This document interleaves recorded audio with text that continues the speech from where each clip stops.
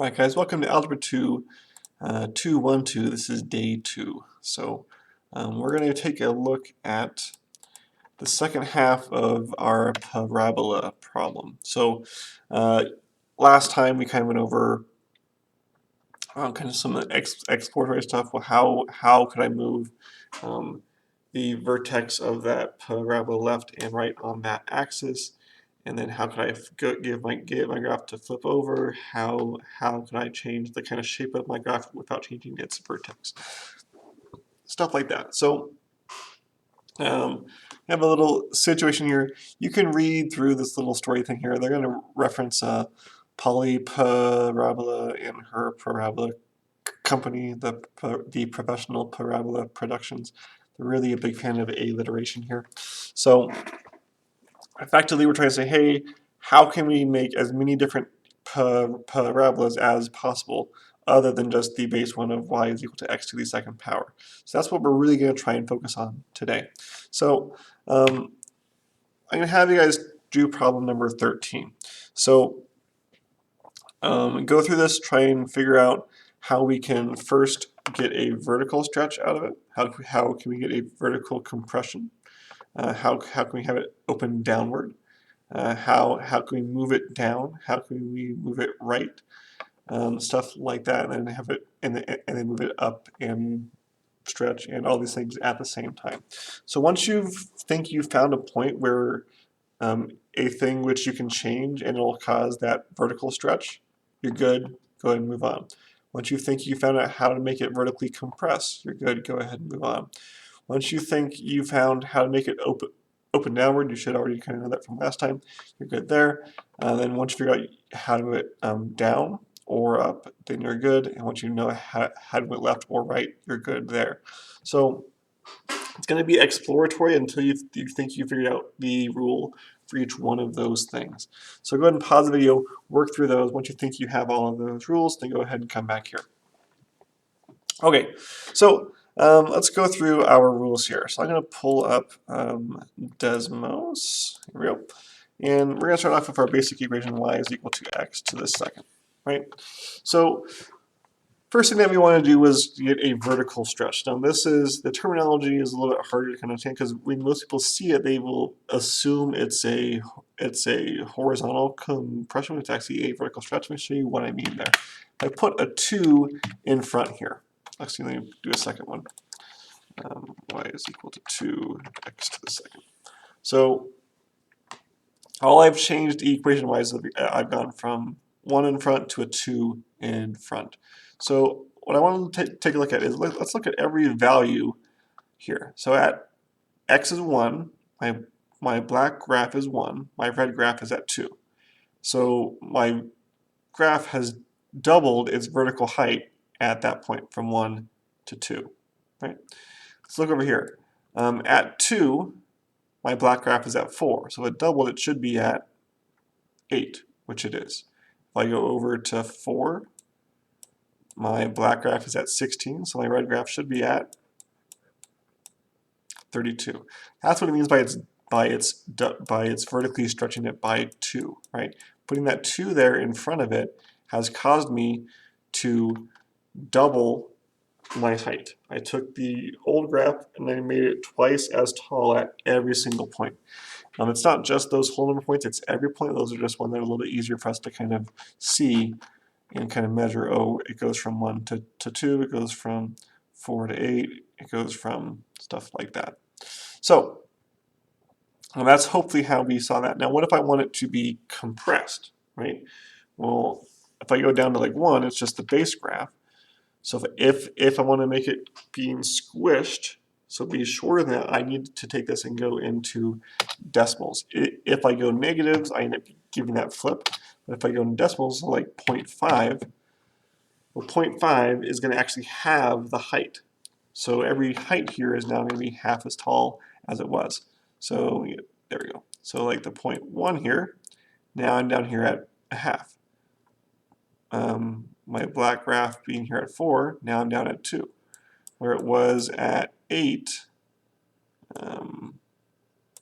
sorry, where's my 4?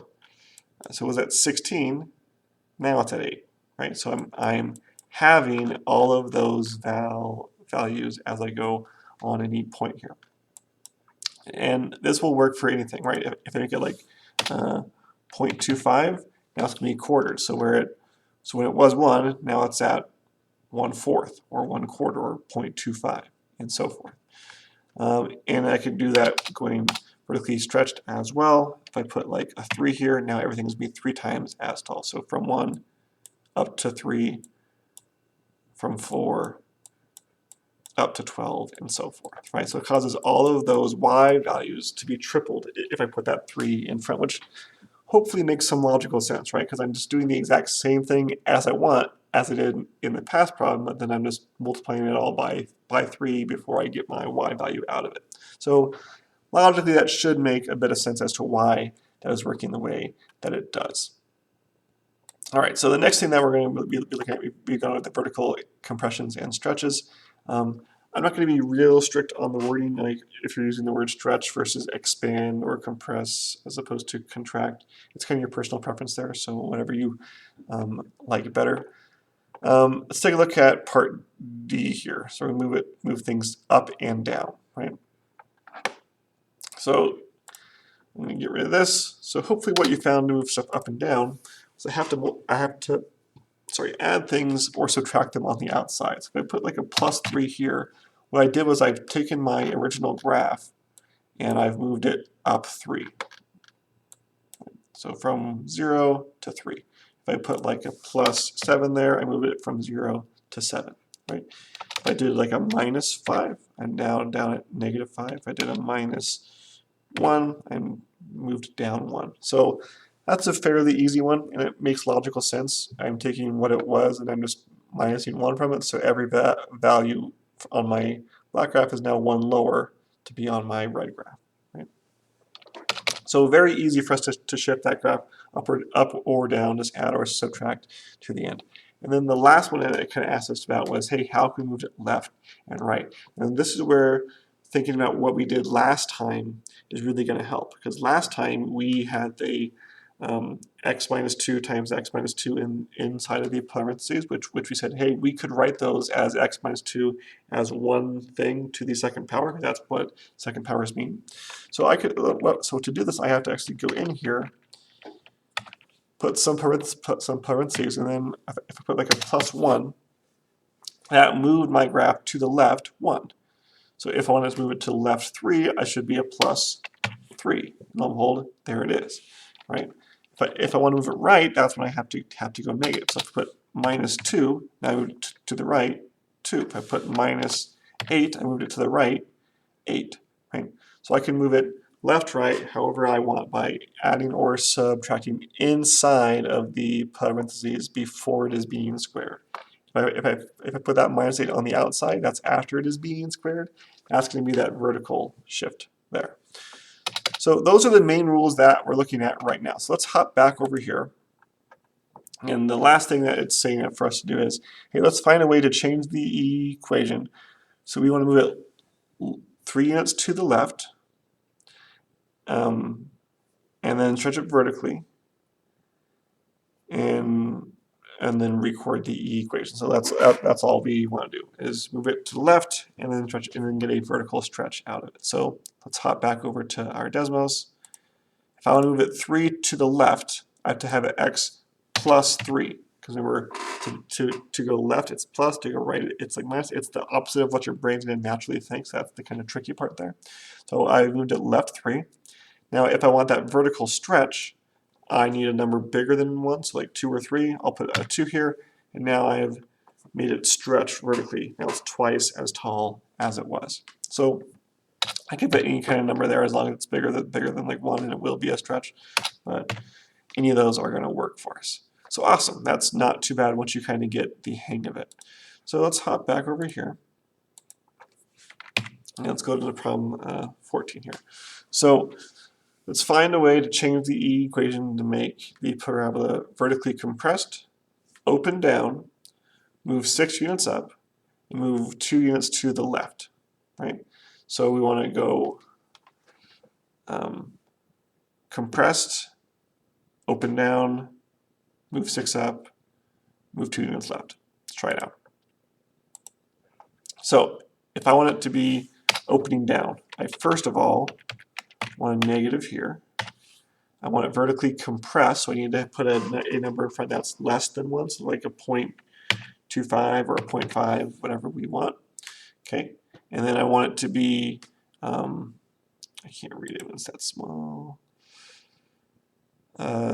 Move 6 units up and 2 units left. Okay, so 6 units left. I have to go plus 6 to go to the left, and then 2 units up. Was it the opposite? Did I just do it the opposite way? 6 up and 2 left. Yes, it was. Okay, so switch that. There's 2 units to the left, and there's 6 units up. So that put my vertex at -2, 6. So left 2, up 6. It's opening down, and it's been vertically compressed. So not too bad. Once you know those basic rules, we can really transform any parabola into any other parabola which we want, kind of knowing those conditions. Which is why this form here is probably our favorite form for a parabola. If it's in the kind of more expanded form where it's x to the second plus 2x minus 5, stuff like that, it's a little bit harder to kind of see where these shifts are going to be coming from, but you can still do it, but this is going to be our kind of preferred form to have our equations in. So if you're able to get this equation fairly easily and those rules are kind of making sense, you're in an awesome shape. That's exactly where we want to be right now. All right, so with that, oops, I forget part 15. Okay, so now make up your own fancy transformations and show you changing your equations that you create. Okay, so again, you can try those out, and we're good. All right. So let's try and generalize each of our rules. Okay, so the first rule which we have is if I want to do a vertical stretch, right? So to get it to either stretch vertically or compress vertically, I needed to multiply out in front of it. So that was like if I put a 2 in front, it made it twice as tall. If I put a 1/3 in front, it makes it 1/3 as tall. So that's how I can kind of get that vertical stretch or compression. And the next thing that we said is, well, we can also get a flip. Putting a negative in front will cause us to flip our graph over. That's a pretty easy one. Then we talked about how we could move stuff up and down. So to get that up and down movement, if I put a plus a number on the end, it'll move it up by that much. If I put a minus by a number on the end, it'll move it down by that much. So that's my vertical shifts. And then my horizontal shifts, I need to actually add or subtract inside of the parentheses before it is being squared. So x plus 2 made it move to the left 2. Remember, that's going to be the opposite of what your brain's going to naturally think, so just be kind of careful on like those. If I want to move it to the right 7, then I put x minus 7 on the inside there, and then I go right 7. So those are the main rules which we have. There's a few more which we haven't quite gotten to, but we're going to get to those in the future. But those are the main ones which we want for right now. And if you are feeling good there, you're in awesome shape. So here is our homework for day 2. It's going to be 23 through 29, and I will talk to you guys next time.